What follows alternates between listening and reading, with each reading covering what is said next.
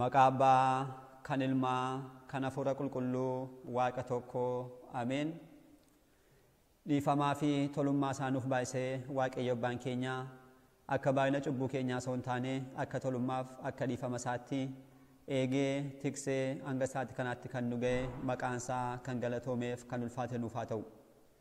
Maatiiwwan Waaqayyoo ijoolleen haadha keenya qulqulleettii Dubroo Maariyaamii bakka adda addaa taa'uudhaan sagalee kana kan dhaggeeffattan maqaa gooftaa keenyaa fayyisaa keenyaa Iyesuus Kiristoosiin nagaan isin gaafadhaa akka isaatii bakka jirtaniitti akkam bultanii akkam ooltanii akkam galgaleessitanii.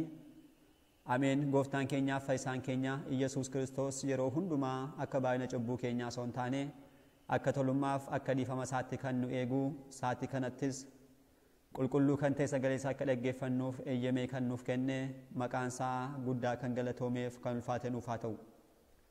Akkasumas deessuu gooftaa keenyaa haadha hunduma keenyaa qulqulleettii Dubroo Maariyaamii qulqulloota ergamoota Waaqayyoo qulqulloota abbootii keenyaa qulqulloota harmoolii keenya hundumaa hojii isaaniidhaan qabsuura isaaniidhaan uumaa isaanii kan gammachiisan Waaqayyoos kan isaan kabajee isaaniifis kabajnii fi galanni ni ta'a fi galannii fi ulfinni guddaan isaaniif haa ta'u. Egaan maatiiwwan Waaqayyoo guyyaa har'aarraa eegaluudhaan koorsiiwwan mana kiristaanaa keenyaa keessaa tokko kan ta'e keessumattuu jireenya kiristaanummaa keenya kan ittiin ilaallu koorsii jireenyaa fi hojii gaarii kiristaanummaa jedhu kan waliin barannu ta'a.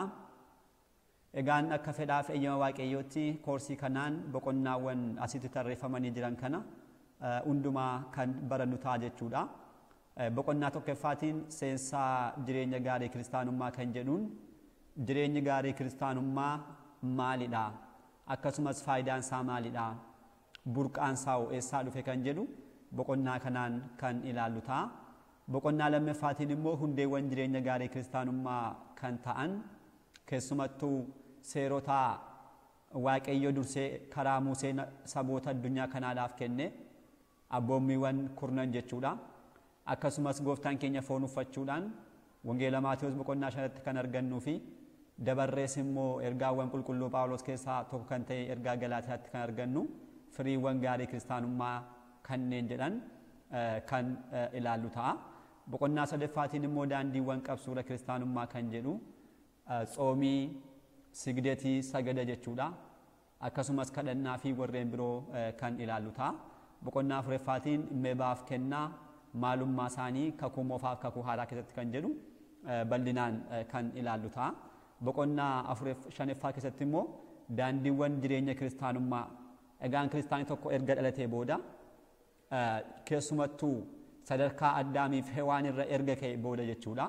Yookiin gaa'elaan jiraachuudhaaf yookiin immoo durbummaa isaa kabajee jiraachuudhaaf maaltu irraa eegama? Akkasumas sirnoonni kun akkam ta'uu qabu kan jedhu as keessatti keessumattuu jireenya durbummaa, monokkosummaa, baay'itaawummaa fi jireenya gaa'ilummaa immoo haala kamiitiin namni tokko hiriyyaa filatee kaadhimmachuudhaan erga kanaa immoo hanga cidhaatti akkamiin erga ture booda cidha isaa akkamiin raawwatee boodas immoo jireenya maatii keessatti maal fakkaachuu qaba kiristaanni kan jedhu kan ilaallu ta'a.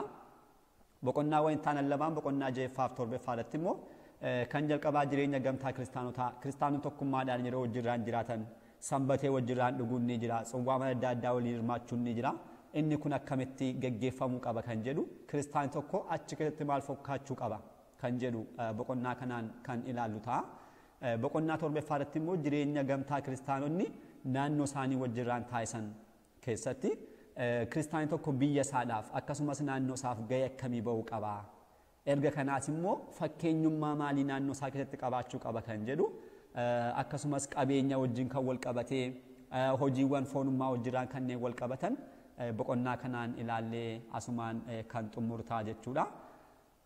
Waaqayyo Abbaan keenya nu barsiisuun fedhaa fi eeyyama isaa nuuf haa ta'u. Egaan har'aa boqonnaa jalqabaa koorsii kanaa kan ta'u seensa jireenya gaarii kiristaanummaa kan jedhu kan eegallu ta'a. Egaan boqonnaa kanaan qabxiiwwan asitti ta'an kana arfan kan ilaallu ta'a. Kan jalqabaan maalummaa jireenya kiristaanummaa, jireenyi gaarii kiristaanummaa maalidha kan jedhu ni ilaalla. Kan lammaffaa immoo jireenyi gaarii kiristaanummaa maaliif fayyada? Jireenya kanaa yoo jiraanne faayidaa maalii arganna kan jedhu ni ilaalla. Kan sadaffaa barbaachisummaa hojii gaarii kiristaanummaa dubbii fayyinaa keessatti.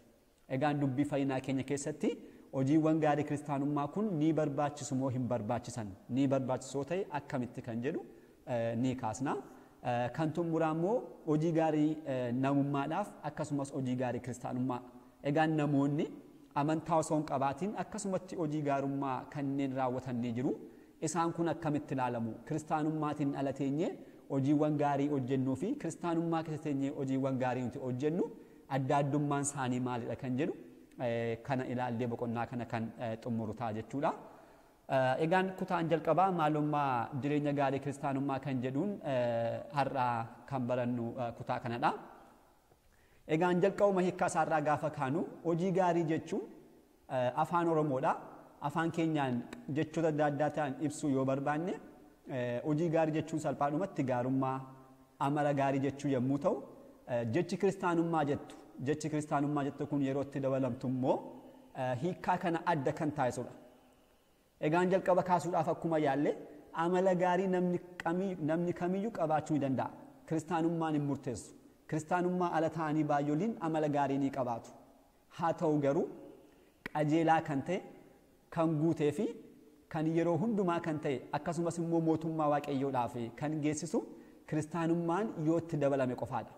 Kiristaanummaa hin qabu taanaan akkasumatti calluma sammuu ofii gammachiisuudhaaf namummaadhaaf darbees immoo naannoo keenya wajjin walitti dhufeenya qabnu namoota wajjiniin jaalalaan jiraachuudhaaf qofa yoo ta'e malee mootummaa waaqayyoodhaaf faayidaa hin qabaatu jechuudha. Mootummaa waaqayyoodhaaf kan inni ga'u yoo maal qabaatedha? Jireenyi gaarii sun kan kiristaanummaa yoo ta'e qofadha jechuudha. Kanaafuu jireenyii fi hojiin gaarii kiristaanummaa lafarra osoo jirru jireenya samii jiraannee mootummaa waaqayyoodhaaf kan ittiin geenyudha jechuudha. Lafarra osoo jirru jireenya samii jiraachuu jechuudha. Lubbuun keenyaaf foon keenya osoo wajjirraan jiranii lubbuun keenya foon kanarraatii adda osoo hin bahin jireenya hafuurri jiraachuu qabu akkasumas immoo amaloota hafuuraa kanneen ta'an kana kan ittiin jiraannudha jechuudha. Egaan jalqabumarraa gaafa kaanu waaqayyoo dhala namaa akka bifa fakkeenyaatti uumeera. Isa kana kitaabni qulqulluun keenya sirna uumamaa boqonnaa 1:26 dhugaatti ni ba'a. Ittaan immoo maal jedhaa boqonnaa 1:27 gaafa laallu waaqayyoo dhala namaa akka bifa isaatti uume jechuudhaan dubbata. Jalqaba waaqayyoo maal jedhee dubbate? Nama akka bifa fakkeenya keenyaatti haa uumnu. Erga sanaatti taansi gaafa dubbisnu immoo waaqayyoo dhala namaa akka bifa isaatti uume jedha. Bifa fakkeenya waaqayyoo kan jedhu kun maalidha kan jedhu namni jalqaba beekuu qaba. Hundumti keenya keessumattuu kiristaanonni guyyaa har'aa bifa fakkeenya waaqayyoodhaan uumamneera yoo ta'e bifti fakkeenya waaqayyoo kun maali kan jedhu sirriitti beekamuun irra jiraata jechuudha. Bifa waaqayyoo kan jedhamani fedhiiwwan bilisaadha. Fedhii bilisaa. Namni nama ta'uusaa qofaaf maadhaan fedhii bilisaa ni qaba. Wanta barbaadu jechuudhaan akkasumas aangoo bulchummaa ni qaba. Uumama hundumaa irratti aangoo kana waaqayyo isaaf laateera. Darbees immoo beekumsaaf kan kana fakkaatan isaan kun bifa waaqayyo jedhamu. Waaqayyo kan isaa kan ta'an qofa. Isaan kun kan waaqayyo kanneen ta'an haa ta'an malee waaqayyo maal taasiseera? Tola nama kan ta'e hundumaadhaaf kenneera. Sanyii Addaam kan ta'e hundumtuu maal qaba jechuudha? Bifa waaqayyo kana ni qabaata jechuudha. Bifa waaqayyo kana ni qabaata. Fedhii bilisaa ni qabaa, aangoo bulchummaa ni qabaata, beekumsa ni qabaata, sammuu isaatiin wanta barbaade yaadee bira ga'uu kan danda'u ni qabaa jechuudha. Kanaafuu waaqayyo nama bifa isaatiin uume gaafa jennu kanneen kana hundumaa isaaf guutee uumeera jechuudha. Fakkeenya waaqayyoo gaafa jennu immoo dhalli namaa fedhii bilisa isaaf kenname kana asitti maal jenneerra? Fedhiin bilisaa dhala namaa hundumaadhaaf kenname jenneerra.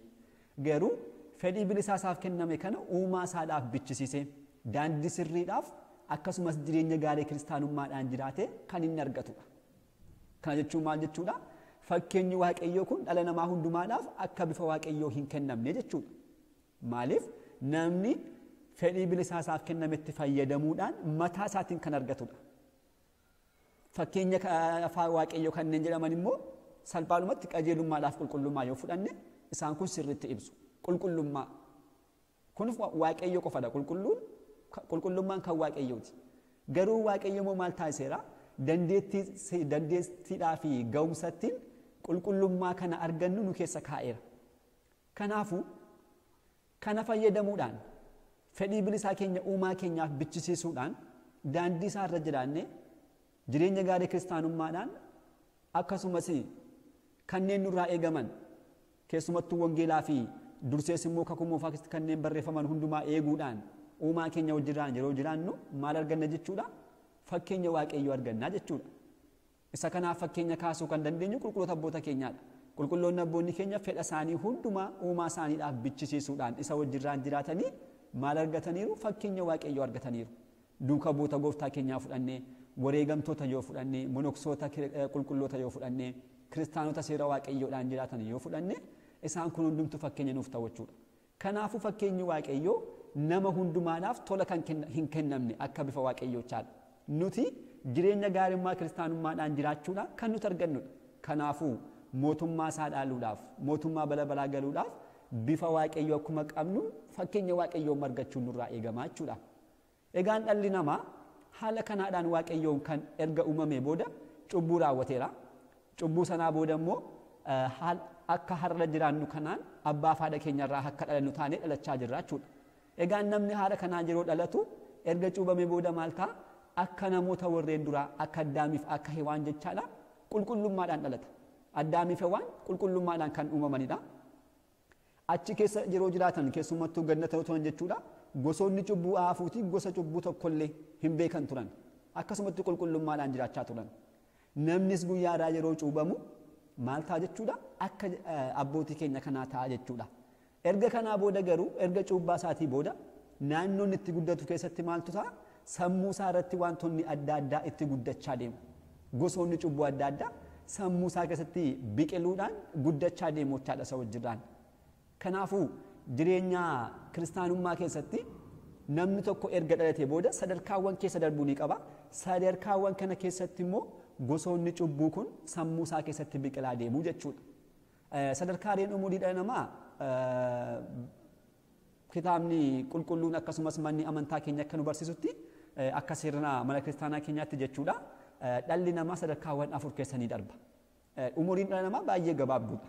Sadarkaa kana keessa darbu malee baay'ee gabaabduudha. Qulqulluun Daawit maal jedheera? Kitaaba faarfannaa faarsaa 89 lakkoofsa 1tti kan argannu lubbuun namaa yoo guddate 70 yoo guddate immoo 80 ta'uu akka danda'u. Kanarra garuu akka hin dabarre barreessee ni arganna jechuudha. Kanaafuu dhalli namaa umurii gabaabduu kana jechaana ishee kana keessatti sadarkaawwan guddinaa 4 keessa ni darba. Isaanis as kana kanneen kaawwaman kun sadarkaa ijoollummaa, sadarkaa dargaggummaa, sadarkaa ga'eessummaadhaaf sadarkaa dullumaa jedhamu.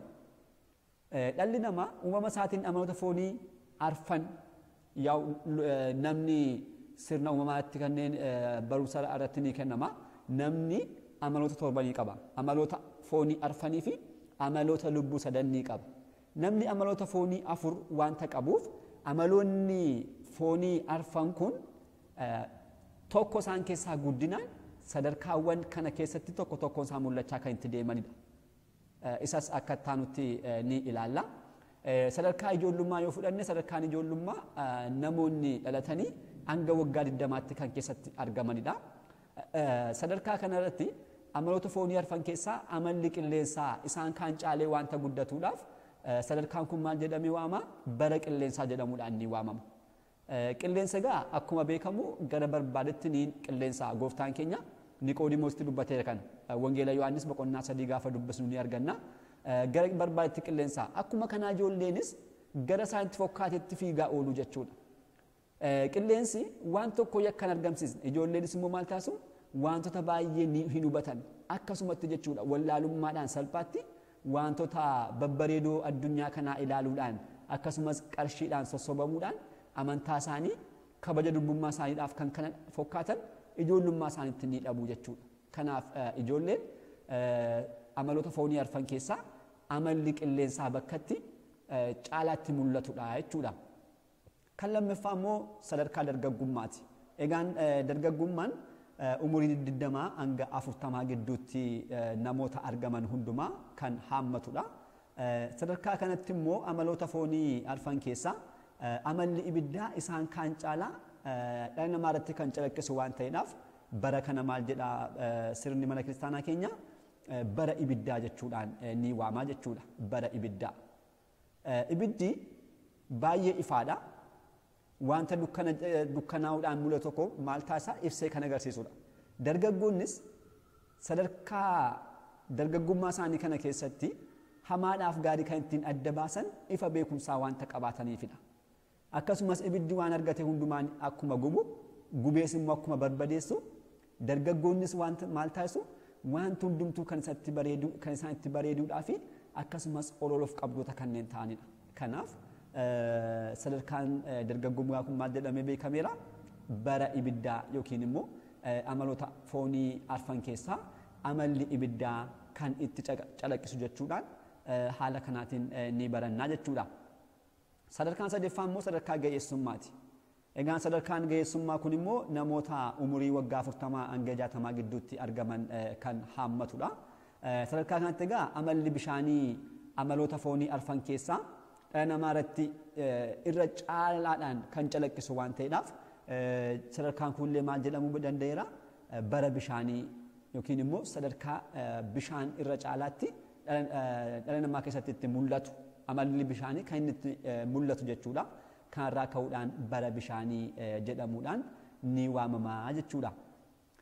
Namoonni sadarkaa kanarra ga'an wantoota hundumaa tasgabbaa'anii hubannoodhaan ilaaluu ni eegalu. Tasgabbaa'uudhaan jechuudha. Keessumattuu jireenya dursanii jiraachaa turan jireenya dargaggummaa isaanii gara dudduubaatti deebi'uudhaan dinqisiifannaadhaan kan itti ilaalanidha. Akkas raawwachaan ture kana raawwachuun narraan turre jechuudhaan dudduuba deebi'anii mataa isaanii ceebba'u sammuu isaanii ceebba'u jechuudha.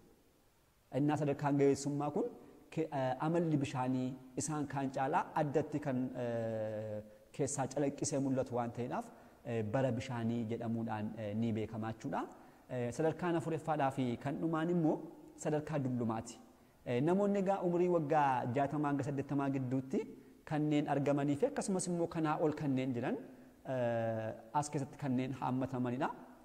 Sadarkaa kanatti amalli lafaa yookiin amalli biyyee amaloota foonii arfan keessaa irra caalaatti wanta mul'atuudhaaf barri sadarkaan kunillee maal jedhamuudhaan beekameera? Bara biyyee jedhamuudhaan beekameera jechuudha. Egaan namni erga kanaa booda sadarkaan biraan hin jiru gara boqonnaa fooniitti yookiin immoo du'a foonii kan jennutti kan dhufu ta'a jechuudha. Kana keessa kan darbuyyuu yeroo har'aa bara keenyatti yoo ilaalle immoo hin jiruyyuu jechuudha. Baay'ee xiqqoo kan agarrudha. Dhalli namaa sadarkaa ga'eessummaa osoo hin ga'iin sadarkaa dargaggummaatti baay'ooliin lubbuu isaanii foon isaanii adda ba'aa kan jirtu jechuudha. Garuu guddinaan yoo dheerachaa deeme guddaa kan ga'uusadha sadarkaa dullumaa kanarra ga'e kana booda akkuma qulqullichi Daawit jedhe gara biyyeetti deemaa jechuudha hundumtuu. Kanaafuu daangaawwan amma gubbaatti kaasne kun baraan tarii akka sammuu keenya keessatti gaaffii nuumneedhaaf akka daangaa waggaa keenya kanatti jechuudha. Waggichi yeruma ga'u kanneen mul'atan jechuu keenya osoo hin taane amaloota kana gidduu adda addummaan ni jiraata. Adda addummaa akkamii? Bishaaniif ibidda gidduu adda addummaan guddaan ni jiraata. Ni wal falmu amaloonni kun. Adda addummaan akkasii wanta jiraatuudhaaf amalli tokko dafee mul'achuu akkasumas immoo tokko immoo turee dhufuu ni danda'a. Fakkeenyaaf umuriin dargaggummaa waggaa 20 dursee mul'achuu danda'a. Ga'eessummaanis akkuma kana waggaa 40 dursee waggaa 35tti waggaa 33tti mul'achuu danda'a. Kana kitaabni qulqulluu bakka adda addaatti ibsee ni arganna. Fakkeenyaaf tokko kaasuudhaaf yoo nu barbaachise kitaaba seenaa baraa kan lammaffaa boqonnaa 26 lakkoofsa 1 yeroo ilaallu maal jedha? Ooziyaan nama umrii waggaa 16 ta'e osoo jiru dargaggeessa jedhamee waamamuu danda'eera. Kanaafuu dirqama umurii 20 ta'uu qaba jechuu keenya osoo hin taane kun daangaa akka kanaatti kan keenya barachuudhaaf akka mijatuudhaaf malee dursees dhufuu danda'a. Akkuma kanas immoo turees illee argamuu ni danda'a jechuudha. Walumaa galatti dhalli namaa sadarkaawwan arfan kana keessa yoo darbu amaloota adda addaa akkuma argisiisu isa wajjinis jechuudha. Amaloota kana wajjin wal qabatanis immoo cubbuuwwan baay'een gara jireenya isaatti seenaa dhufu. Fakkeenyaaf sadarkaa dargaggummaa gaafa fudhannu qaama irratti jijjiiramni adda addaa ni mul'atu. Akkuma kanas isa wajjidhaan immoo maalti ni dhufu cubbuuwwan gosti isaanii hin beekamne immoo baay'oolii wal qabatanii dhufu jala. Jijjiiramni qaamaa uumamaan kan dhufan yeroo ta'an cubbuuwwan kun garuu uumamaan kan dhufan osoo hin taane dhalli namaa ofuma isaatii ittisuu osoo danda'u fedhii isaa dabarsee cubbuudhaaf kennuudhaan kanneen argamanidha. Kanaafuu fedhii keenya keessumattuu miira keenya tasgabbinaan qabachuun nurraatii eegamaa jechuudha. Haala kanaan sadarkaawwan arfan keessatti darbee haa ta'u osoo hin darbiinis du'a fooniidhaan gara uumaa isaatti namni ni waamama. Yeroo sana immoo maaltirraa eegama? Lubbuu isaadhaaf galaa kan ta'u akkasumas immoo abdii boorii kan taate mootummaa Waaqayyoo argachuudhaa fi argachuu dhabuu isaadhaaf kan murteessu maalidha? Hojiiwwan inni yeroo fooniif lubbuu isaa wajjirraan jiran hojjechaa turetu isa murteessaa jechuudha. Kanaafuu guyyaa har'aa boor foon keenyaaf lubbuun keenya adda baatee gara Waaqayyoo uumaa isheetti waanta deemtuudhaaf yeroo sana galaa kan isheef ta'u maalti barbaachisachuudha? Guyyaa har'aa biyya lafaa irratti hojiiwwan hojjetaman hundumtuu adda bahanii beekamuun dirqamadha jechuudha. Kanaafidha hojiin gaarii kiristaanummaan kun isa kana jireenya keenya isa boorii waanta nuuf mijeessuudhaaf guyyaa har'aa kana ilaaluudhaan jireenya kanaan jiraachuu akka qabnu abdii keenya boorii argachuudhaaf guyyaa har'aa jireenya gaarii kiristaanummaa namni tokko jiraachuu qaba jechuudha. Guyyaa har'aaf amma kanaatti yoo jenne kutaattaan irraa jalqabne immoo egaan kaayyoon kiristaanaa tokko dhuguma mootummaa Waaqayyoo dhaaluu waanta ta'eedhaaf kana taasisuudhaaf immoo hojiin gaarii kiristaanummaa kun keessumattuu hiikkaa isaa wajjin kan ilaallu jechuudha. Ammam achi keessatti faayidaa akka inni qabaatu walitti qabnee kan itti deebinu ta'a. Har'aaf asuma itti nu haa ga'u. Abbaa sagalichaa kan ta'e Waaqayyo abbaa keenyaaf galannii fi ulfinni guddaan isaaf haa ta'u. Kutaattaanuun deebinee hanga dhufnutti nagaa Waaqayyootiin turtii gaarii galanni Waaqayyoof.